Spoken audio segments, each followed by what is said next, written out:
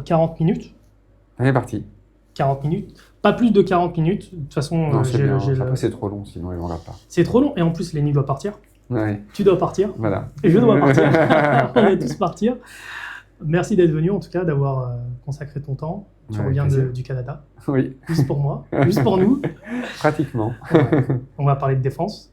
On va parler des enjeux de défense. Des enjeux de défense européens vis-à-vis des méchants. Apparemment, on est face à des méchants. Merci d'être venu. Quelques mots pour te présenter. Donc, tu es co-directeur de l'Observatoire de la défense à la Fondation Jean Jaurès. Oui. Tu es chercheur en économie de la défense et accessoirement, tu travailles chez MBDA. Voilà. Tu as été aussi, on s'est connus à l'IRIS, tu as été professeur à l'IRIS et c'est dans ce cadre-là qu'on a pu se connaître. Moi, je voulais que tu viennes parce que on entend souvent parler de la défense, mais en réalité, derrière, il y a des enjeux économiques, il y a des enjeux industriels. C'est bien beau de dire, OK, on veut plus d'armes, plus de missiles, plus d'avions, plus de porte-avions, mais derrière, c'est des enjeux industriels et une industrie, ça ne se lance pas comme ça, ex nihilo, ça ne se décrète pas. Mais avant de parler d'Europe de la défense, je veux avoir ton avis sur ce qui se passe entre la Chine et entre le Pakistan et l'Inde actuellement, et surtout d'un point de vue industriel. Aujourd'hui, les Chinois sont les fournisseurs en armes du Pakistan, les Français et les Russes de l'Inde. On voit que tout ce qui est rudimentaire côté pakistanais, ils ont pu faire descendre un Rafale. Toi, quand tu as vu partir cette guerre, qu'est-ce que tu en as pensé ? En fait, les matériels militaires ont des capacités théoriques, et c'est lors de l'affrontement en fait, qu'on peut voir véritablement la valeur des matériels que peuvent avoir différents pays. En effet, il faut toujours penser qu'un matériel est conçu par rapport à ce que l'adversaire pourrait avoir comme moyen pour essayer de le dominer. Donc en fait, on se rend compte aujourd'hui que beaucoup de matériels chinois qui ont été développés depuis 20 ans étaient très peu connus, et donc en fait, ces engagements montrent que le niveau de performance chinois s'est beaucoup amélioré. Après, bien sûr, tout dépend aussi des doctrines d'emploi et des performances des utilisateurs. Mais donc voilà, il faut avoir une analyse militaire pour comprendre l'efficacité relative des matériels, mais on se rend compte que on joue à armes égales en fait entre le Pakistan et l'Inde. Mais avant de passer à l'Europe, et ça va sans doute faire la transition, on utilise maintenant beaucoup de drones dans la guerre Russie-Ukraine, notamment beaucoup de drones à bas coût, j'ai oublié le nom de l'entreprise turque qui les fabrique. Bayraktar. Voilà. Tu ne penses pas qu'en fait, on a dépensé beaucoup d'argent dans l'innovation militaire, mais qu'en réalité, il en suffit de peu pour faire mal? Alors, on voit quand même dans le conflit entre le Pakistan et l'Inde qu'on a des matériels très sophistiqués. Ce sont des avions, le J-10 chinois est d'un équivalent d'un F-18 ou d'un Rafale. Donc, ce sont des matériels quand même très sophistiqués. Tout dépend du contexte d'emploi. En fait, ces plateformes comme les frégates ou des sous-marins sont des moyens de dominer l'adversaire. Après, pour conduire un engagement sur des théâtres très grands, le problème, c'est que ces matériels coûtent extrêmement cher, et donc on les a en petite quantité. Et donc, il est nécessaire de pouvoir avoir des moyens plus économes qui peuvent être produits en très grande quantité. On le voit, les Ukrainiens ont produit l'année dernière 2 millions de drones. Donc, c'est gigantesque. Ce sont quand même des drones qui coûtent plusieurs dizaines, voire centaines de milliers d'euros par exemplaire. Et donc, en fait, on a véritablement ici cet arbitrage entre performance et masse, qui est un peu le débat récurrent. Et donc, on se rend compte que, bien sûr, les moyens très sophistiqués peuvent être détruits. Notamment, on a des missiles qui peuvent détruire des moyens aériens ou terrestres, comme des chars ou des avions de combat. Mais après, on peut essayer de les protéger. Mais en contrepartie, quand on voit qu'on a des grandes quantités de moyens, on a une perte énorme, en fait, des capacités. On sait qu'il y a peut-être que 20% des drones qui passent les contre-mesures russes, par exemple, du côté ukrainien. Et donc, ça veut dire ici que, malgré tout, il faut trouver un bon équilibre où il y a assez de performance sans être trop coûteux. Et c'est un petit peu le débat qu'on peut avoir, qu'on avait perdu de vue parce qu'en fait, on a eu des engagements militaires assez limités. qui pouvaient être de haute intensité, mais très localisées et très temporelles, comme en Afghanistan, comme en Irak, où ce sont des accrochages extrêmement violents, mais qui ne sont pas un front comme on peut avoir en Ukraine.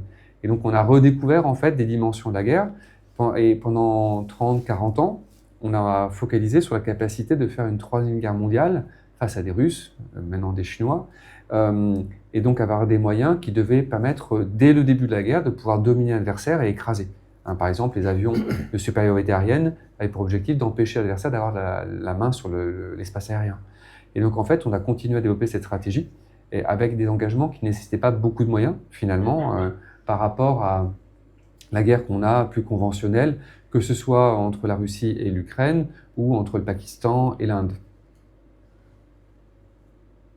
Quelle est la pertinence, du coup, de vouloir absolument mettre beaucoup d'argent dans une industrie de défense, et est-ce que l'étalon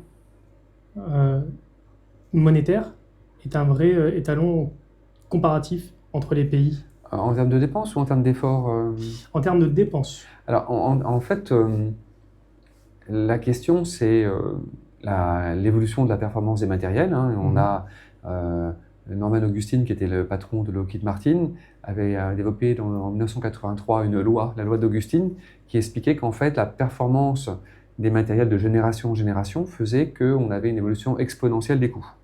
Et donc, pour avoir les matériels qui permettent de dominer l'adversaire, il faut avoir des matériels très sophistiqués. Ça veut dire ici comme on a focalisé sur ces moyens-là pendant très longtemps, eh bien, ces matériels sont devenus extrêmement coûteux. Le programme F-35, c'est le programme le plus coûteux de l'histoire de l'humanité en termes d'armement. C'est monstrueux en termes de budget, puisque en plus ils veulent en acheter 2500 exemplaires. Mais ça veut dire ici qu'on a eu cette tendance à une vision très technologique en fait de l'armement, en perdant peut-être de vue, parce qu'on n'avait pas d'engagement majeur, le fait qu'il y a un aspect opérationnel qui est aussi prédominant. Donc les pays qui le peuvent ont beaucoup concentré leurs moyens sur ce type de matériel. Et on se rend compte aujourd'hui que c'est un portefeuille de moyens militaires qui est un peu déséquilibré. Ensuite, la question, c'est qu'on définit toujours les matériels militaires ou les dépenses militaires par rapport à un adversaire potentiel. Et donc ici, quel est mon adversaire? Quels sont les moyens dont j'ai besoin pour éviter qu'il me domine ou pouvoir le dominer? Et donc, c'est un petit peu le paradoxe, ce qu'on voit dans la dynamique. Par exemple, la Chine a augmenté de manière conséquente ses dépenses militaires. Elle dépensait de l'ordre de 100 milliards autour de 2000. Elle doit être peut-être autour de 400 milliards. Donc on a... T'appuies sur le bouton à nouveau. Et donc, on a ici une course aux armements auquel répondent les Américains, puisqu'aujourd'hui les États-Unis vont bientôt dépenser 1000 milliards de dollars pour leur défense. Mais ça ne se calcule que par rapport à l'adversaire potentiel. Donc en fait, il y a une dynamique vraiment de course aux armements, plus ou moins rapide, plus ou moins intense, qui fait qu'on va consacrer beaucoup d'argent à des produits sophistiqués, parce qu'en fait, l'objectif c'est de gagner rapidement la guerre.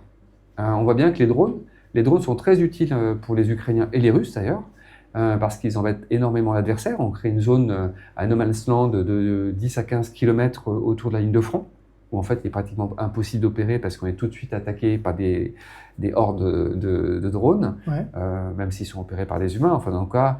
Et donc ce qui veut dire ici que ça bloque le front, mais ça ne résout pas la question de gagner la guerre. Et donc les moyens, c'est pour ça que les Ukrainiens, même s'ils produisent énormément de drones, réclament toujours des Rafales, des Mirage, des F-16, parce que ça va permettre de reprendre la main et de faire basculer en fait la situation. Donc voilà, c'est une question de définition de rapport de force et des moyens qui permettent d'établir ce rapport de force. Tu disais à l'instant que les Ukrainiens souhaitent avoir des F-16, des Mirages et des Rafales pour pouvoir faire la guerre et lutter contre la Russie. Principalement le Mirage et les Rafales, bon, c'est français. Est-ce que nous, Européens, on peut vraiment, sans les États-Unis, se défendre face à la Russie? Je peux le dire d'une autre manière. Tu sais, quand la Russie a attaqué l'Ukraine, on a tous les éditorialistes et experts qui disaient si on se lance en guerre contre la Russie, on peut tenir 3 jours. Après, c'est la débandade. Est-ce que c'est vrai? Est-ce que c'est faux? Il est certain que, compte tenu du fait qu'on a pendant 3 décennies sous-investi dans la défense, avec raison, parce qu'il n'y a pas de raison, de besoin immédiat de dépenser beaucoup dans la défense, on a des stocks de munitions, de matériel qui sont très limités. Hein. Pour donner un ordre de grandeur, dans les premiers mois de la guerre, les Russes ont beaucoup utilisé des avions et des hélicoptères et ils perdaient à peu près une trentaine d'aéronefs par mois. Quand on regarde la capacité de l'armée de l'air française, la cible, c'est 250 Rafales. Donc ça veut dire ici que la capacité à tenir dans la durée est assez limitée. De même, pour pouvoir faire la guerre, il faut des munitions de différents types. Et pendant très longtemps, on utilisait des munitions pour l'entraînement, donc on n'avait pas besoin de stocks très importants. Ce qui fait qu'à l'instant T, si on était confronté à un engagement, très rapidement, les stocks fondraient comme neige au soleil. Donc ici, on avait un niveau d'impréparation. Si on compare aujourd'hui la situation avec 2022, on se rend compte qu'on a quand même pris conscience qu'il fallait restaurer des capacités en termes de profondeur. Et donc, par exemple, le ministre de la Défense a montré pour la production d'obus de 155 mm, qui sont des obus qu'on utilise dans les canons César, par exemple, eh bien, on en produisait en 2015 3000 par an. C'est la consommation d'une grosse journée en Ukraine. C'était la question que je voulais te poser. Aujourd'hui, KNDS est capable d'en produire... C'est quoi KNDS? KNDS, qui est le fabricant d'armement terrestre en France, est capable d'en produire 100 000 par an. Et donc, on a une énorme évolution. Et si on prend une entreprise comme Rheinmetall, qui est l'équivalent en Allemagne, qui fabrique aussi des obus, ils ont une capacité aujourd'hui de 1 million d'obus par an. Donc, on voit ici que ça a été compliqué parce qu'on est parti de très bas, avec un rythme de production très faible, qui était juste là pour entretenir la machine, en quelque sorte. À la fois du côté industriel pour garder des compétences et pour maintenir des stocks à minima du côté des armées. Mais on a pris conscience qu'il fallait avoir une épaisseur plus importante pour être capable, le cas échéant, d'encaisser un choc et de résister. Parce qu'en fait, une armée qui n'a pas de munitions, au bout d'un moment, elle est obligée de capituler.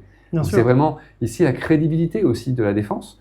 Que quand on a des stocks très petits, on peut être crédible du point de vue des compétences, mais si on sait que l'épaisseur n'est pas suffisante, il suffit juste de pousser la contrainte le plus longtemps possible et de faire s'effondrer la défense. Donc on a repris conscience de cette notion de créer une épaisseur qui permet de résister, de tenir bon, et notamment de permettre à la fois de pouvoir produire plus dans l'industrie, mais aussi de former de nouveaux militaires s'il y a des pertes. Et donc en fait, en Europe, on est capable de se défendre. Oui. Avec ou sans les Américains? Alors, les Américains dépensent beaucoup plus que nous.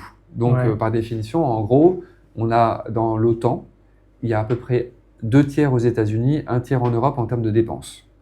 Donc, ça veut dire ici qu'ils ont 2 fois plus de choses que nous. Potentiellement, on va avoir des choses beaucoup plus importantes en termes de capacité qu'on n'a pas développées parce qu'on avait aussi la possibilité de s'appuyer sur les Américains. En fait, il y a une étude à montrer que si on comparait en valeur de taux de marché, les Européens dépensaient 2 fois plus que les Russes, grosso modo.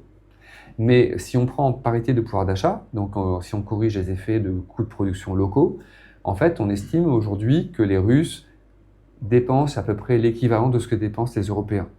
D'accord. On voit bien ici que le rapport de force n'est pas inégal. Mais il est certain que si on devait se battre tout seul, ce serait compliqué parce qu'on a, pour beaucoup de pays européens, conçu toute opération militaire comme étant une opération avec les Américains. Donc il y a beaucoup de choses qu'on n'a pas pris en considération en estimant que ce serait automatiquement fourni par Washington. Donc c'est-à-dire ici qu'on apprend aussi la possibilité de devoir agir sans les Américains, ce qui est assez nouveau. Hein.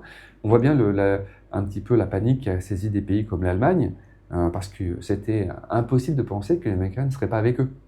Et la réélection de Donald Trump a accentué cette prise de conscience. Donc on a une forte évolution. Elle a pris un certain temps, mais aujourd'hui on voit les prémices de l'augmentation des dépenses militaires en Europe. Puisqu'on était autour de 1,6% du PIB consacré à la défense il y a quelques années, avant la guerre en Ukraine, on a atteint 2%, et on voit qu'on va tendre vers 2,5%. Donc ça veut dire ici qu'on a vraiment une reprise en main par les Européens de leur défense. Je ne dirais pas que ça serait facile de travailler tous ensemble sans les Américains, parce qu'ils ont aussi une capacité coordination, de planification qui est gigantesque. Hein. Le Pentagone, c'est 150 000 personnes qui ne sont dédiées qu'à ça. Donc c'est une machine de guerre en soi. Ouais.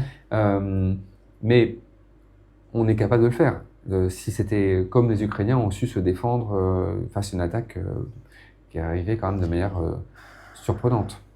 Ils ont su se défendre grâce à l'Europe et les États-Unis. Oui, parce qu'on leur a fourni des matériels, mais ils ont su s'organiser aussi. Une défense, c'est pas que des moyens physiques ou de l'argent, c'est aussi une capacité à s'organiser pour encaisser les chocs. Et donc se réorganiser, mobiliser les ressources, parce qu'une armée qui n'est pas soutenue par sa population, qui n'a pas les moyens logistiques, qui n'a pas les entreprises qui l'épaulent, ça ne va pas très loin. Donc du coup, toi, tu es partisan du fait que dans quelques temps, dans quelques années, on n'aura pas besoin des Américains pour se défendre. Nous, quand je dis nous, c'est pas français, nous, c'est Européens. Les Européens ont toutes les ressources dont ils peuvent avoir besoin, et parfois plus que ce que pourraient apporter les Américains, paradoxalement. Par exemple par exemple, les Américains ont aussi beaucoup diminué leur production d'armement après la fin de la guerre froide, et donc, bien sûr, ils ont une dépense beaucoup plus importante, donc à l'échelle, c'est... Mais comme ils ont aussi de gros besoins, ils ont une grosse production par rapport à de gros besoins. Et donc, en fait, quand on a eu besoin d'acheter des munitions, notamment pour aider les Ukrainiens, notamment des obus de 155 mm, on s'est rendu compte qu'en Europe, il y avait 2 fois plus en 2022 de capacité de production qu'aux États-Unis. Mais le problème de l'Europe, c'est que nous n'avons pas, comme aux États-Unis, un seul marché. Hein, on a une agglomération de 27 marchés qui ne se parlent pas beaucoup. Et donc, en fait, il y a une méconnaissance des Européens les uns par rapport aux autres de ce qu'ils savent faire, une difficulté de travailler ensemble, parce qu'il est plus facile de demander aux Américains de fournir des matériels que de discuter avec des voisins. Moi, j'étais très surpris, par exemple, de voir que les Tchèques avaient beaucoup de mal à travailler avec les Slovaques, alors qu'ils ont formé un pays à une époque, et qu'ils ont quand même beaucoup de matériel en commun, mais parce qu'il y a une difficulté psychologique à aller parler à un Slovaque quand on est Tchèque, par exemple. Et donc ici, il y a vraiment une facilité de passer par les États-Unis. Pourquoi c'est la zone de confort? D'abord, c'est pas aussi la protection aussi. Il y a plusieurs dimensions. D'abord parce que les matériels et les structures américaines sont connus par les gens plus facilement que ce qui se passe chez les voisins. Deuxièmement, il y a des inimitiés historiques parfois. Il peut y avoir aussi le fait que les Américains offrent des solutions clés en main. C'est-à-dire que l'État américain propose des solutions, on n'a pas besoin de définir les produits, pas besoin de négocier avec les industriels, ce qu'on appelle les programmes FMS, Foreign Military Sales, où en fait c'est un programme où l'État américain achète les matériels et les revend à des pays, en apportant des garanties. Donc en fait, tout le travail de préparation d'achat est fait par les États-Unis, donc c'est beaucoup plus simple. Et puis, bien sûr, comme tu l'as souligné, il y a aussi une dimension de fourniture d'un partenariat de sécurité. Et donc, en fait, pour beaucoup de pays, acheter américain, c'est acheter la protection américaine. On l'a bien vu, l'exemple peut-être le plus parlant, c'est celui de la Pologne, qu'il a clairement explicité dans des prises de position en disant on achète du matériel américain parce qu'on veut avoir des Américains sur le territoire polonais. À l'époque de Trump 1, le Premier ministre de l'époque et le président avaient dit on veut une base permanente américaine sur le territoire, en gros en contrepartie des achats d'avions américains et de matériel américain. Donc ici, ce que ne peut pas apporter un autre État européen, ou qui pourrait être plus problématique. Si je suis la Pologne, j'aurais du mal à dire je veux une protection allemande, pour des raisons historiques. À la fois de passif, mais aussi parfois de manque de confiance. On a signé le 9 mai un traité franco-polonais qui a été très long à mettre en place, parce que justement, la Pologne avait signé un traité avec la France et un autre traité avec le Royaume-Uni avant 1939, et les engagements de sécurité n'ont pas été complètement satisfaisants du point de vue polonais. Donc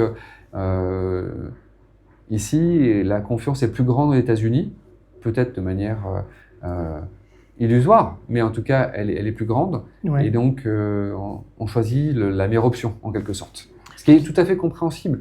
Donc ça veut dire aussi que c'est aux autres Européens de démontrer qu'ils sont aussi crédibles comme partenaires, pas en substitut, mais en tout cas comme alternative. Mais démontrer comment? En allant faire la guerre? Alors, parce que ça peut être déjà... Pour démontrer que quelque chose fonctionne, il faut le voir fonctionner. Donc là, ça veut dire quoi? C'est provoquer des guerres pour faire, pour montrer je pense que c'est une question d'engagement. la crédibilité, c'est toujours dans le regard de l'autre. Ouais. Hein, on peut dire qu'on est crédible, mais ça ne veut rien dire. C'est vrai. C'est ce que l'autre pense de soi qui donne la crédibilité. Et la question, c'est est-ce qu'on est capable de faire des choses en commun? Est-ce qu'on est capable de développer des matériels en commun? Est-ce qu'on est capable de mutualiser des problèmes? Est-ce qu'on est capable aussi d'apporter des solutions? Par exemple, le président de la République a dit qu'il voulait avoir une dimension européenne plus forte de la dissuasion française. Mais ça ne marchera que le jour où il y aura des preuves tangibles que la dissuasion s'applique à un territoire. Et si j'étais, je ne sais pas, l'Estonie, eh bien ma première question serait de dire, je suis tout à fait d'accord avec votre proposition, Monsieur le Président, mais mettez une base aérienne avec des rafales nucléaires sur mon territoire, et là je vous croirais encore plus. Ouais. Parce que sinon, ce sont que des promesses. Donc en fait, et même, comme je donnais l'exemple tout à l'heure sur la Pologne a une très grande confiance dans les États-Unis, mais elle n'est pas absolue.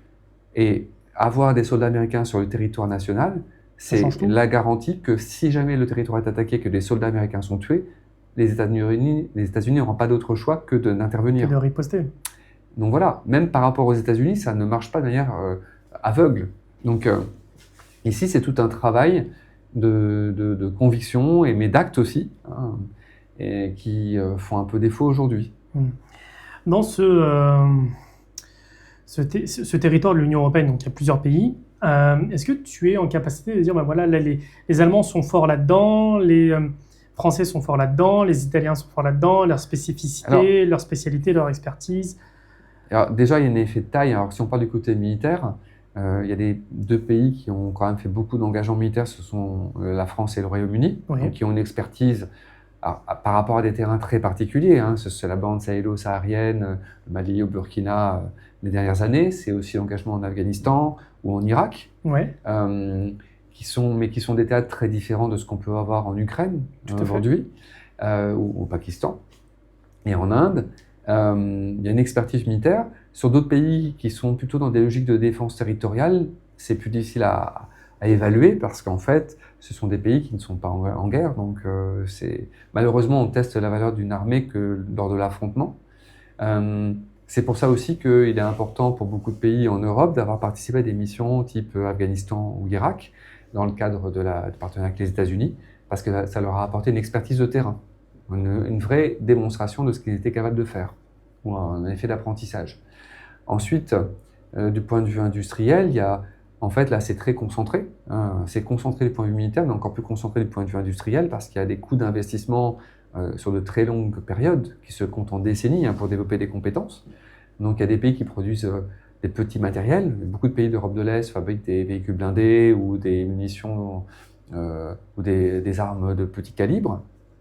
Mais quand on rentre dans des systèmes un peu plus complexes, sophistiqués, on se retrouve avec 4 à 5 pays qui sont capables de faire des choses.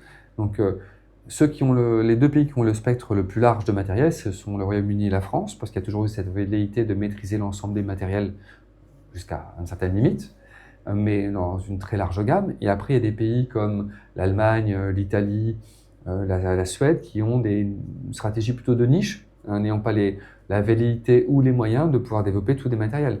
Mais on voit quand même qu'un petit pays comme la Suède, qui a aujourd'hui autour de 10 millions d'habitants, est capable de développer un avion qui n'est pas aussi sophistiqué qu'un Rafale, qui lui-même n'est pas aussi sophistiqué qu'un F-35, mais quand même qui tient la route pour un pays qui est 1/6 de la population française. Ou des sous-marins également, par exemple. Donc il y a des spécialités. Nos sous-marins français sont meilleurs que les sous-marins américains?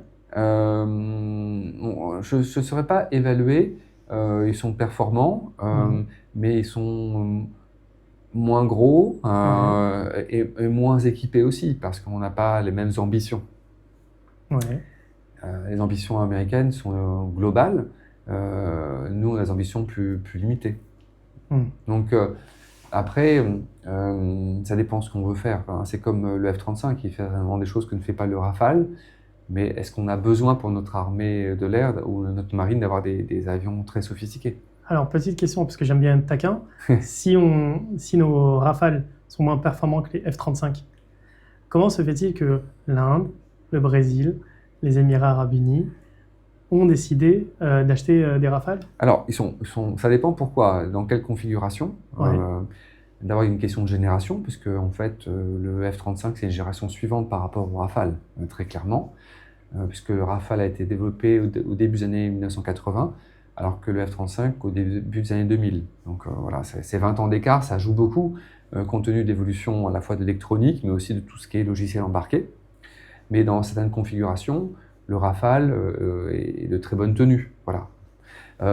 Mais d'abord, ça reste un équipement qui est performant, comme beaucoup d'équipements des armées françaises. Deuxièmement, aussi, l'intérêt qu'ont beaucoup de pays d'acheter des matériels français, c'est qu'on donne beaucoup plus de liberté d'usage par rapport aux Américains, aux Chinois ou aux Russes, où en fait on a beaucoup de restrictions d'usage, notamment. Et donc ici, ça veut dire qu'un pays qui voudrait ne pas être dépendant, en tout cas pas totalement dépendant d'un fournisseur, parfois choisit un équipement français, britannique ou allemand, parce que quand on regarde en fait les grands pays exportateurs, en fait il y a les États-Unis qui sont très largement devant tout le monde, qui représentent à peu près 40% des exportations mondiales. Historiquement, la Russie était autour de 30%. Aujourd'hui, ils sont tombés en dessous de la France parce qu'en fait, mais ils n'exportent plus du fait de la guerre. Mais on a 70% du marché par deux pays. Et ensuite, on a 4-5 pays qui sont autour de 8-10%, dont la France, le Royaume-Uni et l'Allemagne, hein, avec un classement qui varie selon les années. Donc en fait, on a des produits européens qui sont quand même considérés par beaucoup de pays comme très performants. Oui. Notamment, on regarde les besoins dont ils peuvent faire usage. Mais je rebondis sur ce que tu disais sur la capacité à faire ce qu'on veut quand on achète. Est-ce que la France est actuellement souveraine en matière de défense, ou elle doit toujours demander l'autorisation aux Américains d'utiliser tel matériel parce qu'il y a tel composant dans tel... Alors, il y a différents types de dépendance.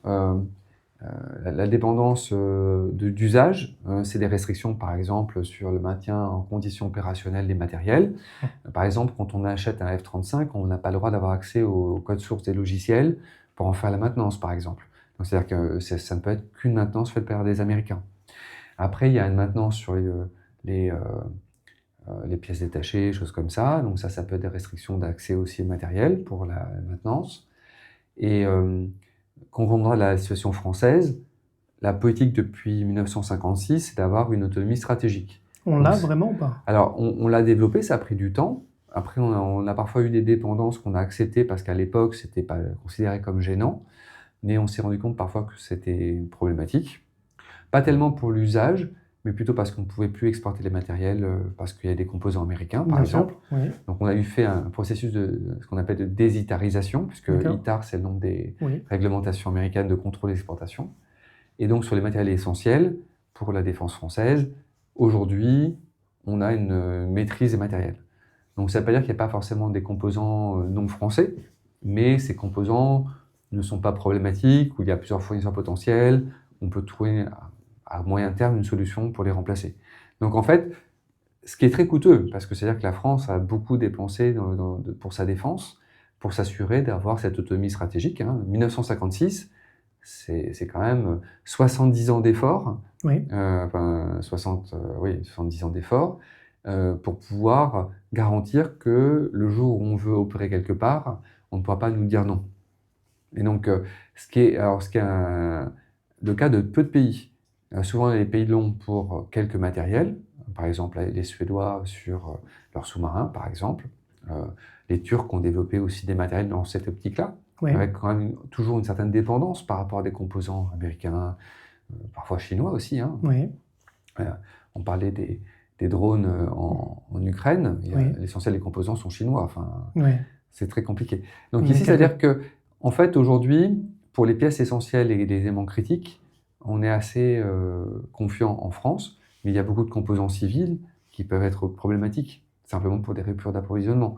Et donc ça pose la question de savoir comment en Europe, on peut limiter cette dépendance. Et c'est un petit peu dans cet esprit-là que Thierry Breton, quand il a été commissaire européen sur les questions d'industrie de souveraineté, a cherché à poser la question d'aller au-delà de la base industrielle de défense pour avoir aussi des fournisseurs critiques, notamment dans tout ce qui est électronique, parce qu'aujourd'hui, tout le monde dépend de l'Asie de l'Est. Bien sûr. Donc l'Asie de l'Est, c'est quand même l'usine du monde pour l'électronique. Bien sûr, ouais. Et donc, même s'il n'y a pas d'embargo, on peut toujours avoir un programme de blocus sur Taïwan, par exemple, Bien sûr. ou sur la Corée, ou le Japon, et donc ce qui limiterait l'accès aux composants. Et donc, ça veut dire ici que cette notion on n'est pas dépendant d'un fournisseur stratégique comme les États-Unis, mais on a découvert, notamment au moment de la crise de Covid. Mais aussi aujourd'hui avec les problèmes, avec la guerre en Ukraine, qu'on avait des dépendances qui étaient masquées par le fait qu'on dépendait de produits civils qui apparaissaient comme sans restriction possible, puisqu'ils n'étaient pas soumis à des réglementations spécifiquement liées à des matériels militaires, comme ITAR, AER ou d'autres mécanismes de ce type-là. D'accord. Là, si on repart sur une guerre au Mali, on a utilisé les drones américains pour le renseignement. La guerre au Mali, c'était en 2013. Voilà. 12 ans plus tard, est-ce qu'on peut avoir toujours les mêmes niveaux de renseignement uniquement avec le matériel français ou pas du tout? On est obligé de passer par les Américains. Sur les drones MAL, qui est moyenne altitude, longue endurance, qui sont les drones Reaper. Merci d'avoir précisé. Voilà, qui sont quand même de très gros drones. C'est la taille d'un A320 en termes d'envergure. C'est beaucoup, c'est grand. C'est un gros avion. Ouais. Voilà. Même si la structure est beaucoup plus petite qu'un A320, mais ça reste c'est pas un drone type DJI chinois qui a été modifié pour aller taper sur un soldat russe fabriqué par un Ukrainien. Ouais. Donc ici, ce sont des drones qui coûtent plusieurs millions, dizaines de millions. Et donc, pour ces capacités-là, on a eu un problème de développement de capacité en Europe. Donc, les Israéliens ont développé des solutions, les Américains en ont développé d'autres, et on a pendant très longtemps été dépendants. Sur le cas du Mali, les premiers drones étaient des drones purement américains. Donc la dépendance était totale. On ne pouvait pas faire quoi que ce soit pour les modifier, on ne pouvait même pas les opérer, mais on a demandé à franciser en fait, ces drones avec des équipements français, donc fournis par Thales ou Safran, des fournisseurs d'électronique française. Mais ça reste quand même une plateforme américaine soumise à des contraintes américaines. Et on a essayé de développer depuis une dizaine d'années des drones. Le programme n'est pas complètement satisfaisant aujourd'hui, qui s'appelle l'Eurodrone. Et on devrait avoir à la fin de la décennie une base industrielle capable de répondre à la fabrication de ces drones. Donc on est toujours dépendant des Américains. Aujourd'hui, oui, mais après, on peut faire du renseignement avec des avions. On peut le faire avec des satellites aussi, pour lesquels les satellites ou les avions, on a une totale maîtrise aujourd'hui. On peut imaginer ce qu'on appelle des pseudo-satellites, qui sont des drones de très haute altitude qui font aussi du renseignement. Donc on n'est pas démunis, mais on n'a pas la solution idéale qu'on aimerait avoir. Ça, c'est certain. Voilà, il y a eu des choix qui ont été faits. Ça serait l'objet d'une discussion en soi sur ça. Mais la priorité a été donnée plutôt aux avions de combat, plutôt qu'aux drones à une époque. Et donc voilà, ce qui montre aussi une chose, c'est qu'on fait toujours la guerre avec les matériels qu'on a choisis à un moment donné, et pas ceux qu'on voudrait avoir par rapport au type de guerre qu'on ferait. Donc ça veut dire ici qu'on vit avec un héritage. Donc il faut faire les bons choix. Si on se trompe de choix, et on ne peut faire qu'avec le matériel dont on dispose. Donc ça, c'est un problème, parce que d'abord, les matériels restent très longtemps en service. Un avion de combat, c'est 30 ans en service. Donc c'est extrêmement long. Donc on vit toujours avec des matériels qu'on a achetés pendant la guerre froide, en partie. On va passer au tout Rafale, par exemple, dans l'armée de l'air française, mais on a encore des Mirages qui ont été achetés sous Pompidou, sous Pompidou, voire avant. non, mais donc on voit ici que malheureusement, on dépend des choix qu'on a pu faire à un moment donné. Et donc, ça prend du temps de développer de nouvelles capacités. Pour des petits systèmes, ça peut aller assez vite, mais pour des systèmes plus complexes comme les drones, ça a pris quand même 15 ans, entre 15 ans de non-choix et 15 ans d'un processus compliqué, parce que, en fait, finalement, ce sont des systèmes très sophistiqués. C'est un cerveau volant, en fait. Bien sûr.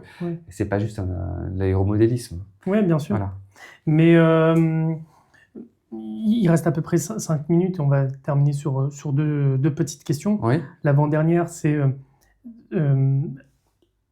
Emmanuel Macron a décidé d'augmenter le budget de la défense et notamment les budgets d'investissement de la défense. On a vu qu'il y a énormément de sociétés privées qui se sont ruées là-dedans, notamment une. Que penses-tu du fait de consacrer une partie de cet argent pour développer des matériels qui ne coûtent pas cher mais qui sont tout autant efficaces sur le terrain? C'est la difficulté quand on doit s'équiper et préparer l'avenir en même temps. En fait, il y a l'augmentation des dépenses militaires, elle reflète en fait en France déjà un phénomène qui était antérieur à la guerre en Ukraine. C'est-à-dire qu'en fait, on a des matériels qui ont été développés dans les années 1980-90, qui arrivent en fin de vie. Le cycle, c'est à peu près 30 ans. Et donc, il faut développer une nouvelle génération, notamment dans la dissuasion nucléaire, mais aussi le programme Scorpion d'armement terrestre, des véhicules blindés, pas forcément des chars, mais tous les véhicules blindés qui accompagnent. Tout ça fait que les dépenses militaires ont augmenté avant même la guerre en Ukraine pour simplement lancer des nouveaux programmes ou acheter des matériels pour remplacer des matériels obsolètes. Et donc ici, on a ce phénomène qui est accentué par la guerre en Ukraine, qui montre qu'on a sous-estimé la trajectoire, même si on n'a pas une si forte augmentation des dépenses militaires en dehors de ce renouvellement.